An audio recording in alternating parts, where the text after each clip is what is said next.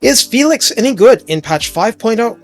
I'm sure people will immediately say yes, but the point of this video is to dive into the new skill tree so that we might have insights where to put skill points, what he brings to a given army, and how it's changed.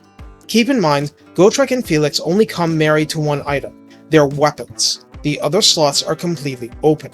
Recruited by quest battle or available straight up from Malachi, Felix has a default of 4,168 hit points, 70 armor, which we'll talk about as we go, missile resistance 15% as standard, leadership 17, speed 34, melee attack starts at 50 base with an attack interval 4, medium splash target size, and a maximum entities damaged of 8, the high end for infantry.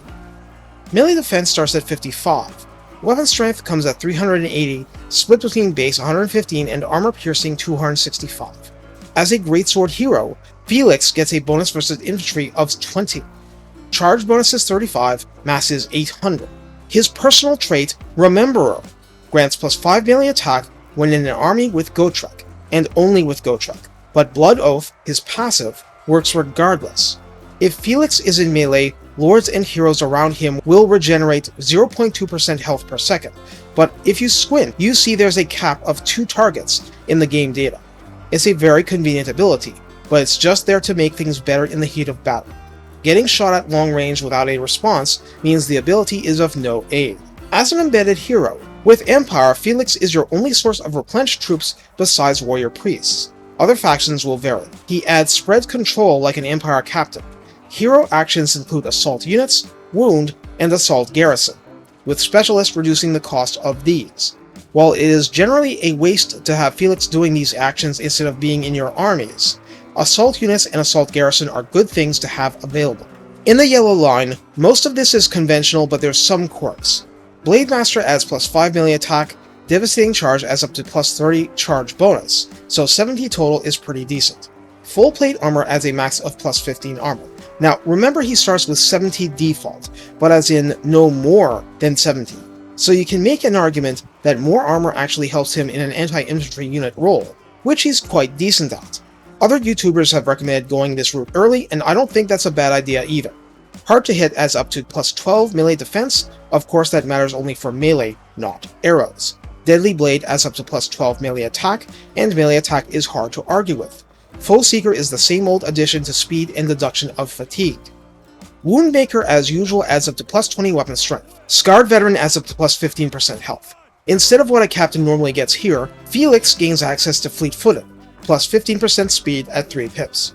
Blade Shield adds plus 12 more melee defense, and Deadly Onslaught is the usual charge bonus and general melee damage augment. So more armor and faster of foot in that armor is fine, and in late ranks he'll be even better. Besides the standard resistance stuff in the top line, Sprightly Manling is available at rank 6, granting plus 5 charge bonus, Vanguard deployment, and the evasion skill usually found with Battle Wizards, adding plus 5% speed and plus 5 melee defense. Dragon Slayer available at rank 10 adds plus 50 armor piercing damage to each and every swing, and grants fire resistance 25%. Available at rank 15, Prodigious Swordsman adds plus 8 melee attack and plus 5 melee defense, so one way or another he's going to be quite skilled at higher ranks. Now for his proper personal line. Helping Hand, now requiring rank 12 to unlock, is the old buff, affecting a friendly lord or hero, not Felix himself, adding plus 40 damage resistance and plus 40 melee attack for 22 seconds, 120 second cooldown. This ability alone makes Felix very valuable to a lot of forces, even without Gotrek in sight. Lethal Romancer actually adds plus 10 growth to local... Wait, how many women has he... Okay, let's set that thought aside for the moment. In actual battle, this gives him charmed attacks, debuffing his melee opponent for minus 8 melee attack. That's actually really good. For Kirsten, adds plus 15% weapon strength, and plus 10 bonus versus infantry full time, which is a massive buff to Felix himself. Sweet Talker eliminates diplomatic penalties from trespassing, and separately adds plus 20 diplomatic relations with humans and dwarfs. I am being very specific with my wording. If this eliminates penalties from trespassing for all armies, not just the one Felix is in, that really does help the entire faction as a whole, something that Gotrek doesn't do.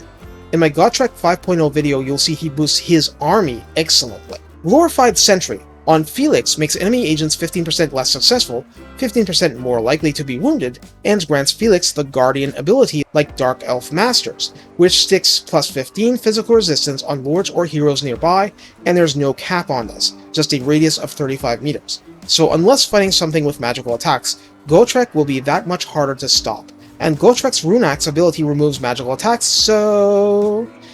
Finally, Committed Blood Oath replaces the old Blood Oath, increasing to 0.25% per second the health regained by lords and heroes, still capped at 2, and makes Felix unbreakable. Nothing wrong with that at all. Unbreakable means he'll be dishing out his buffs and debuffs until the last gasp.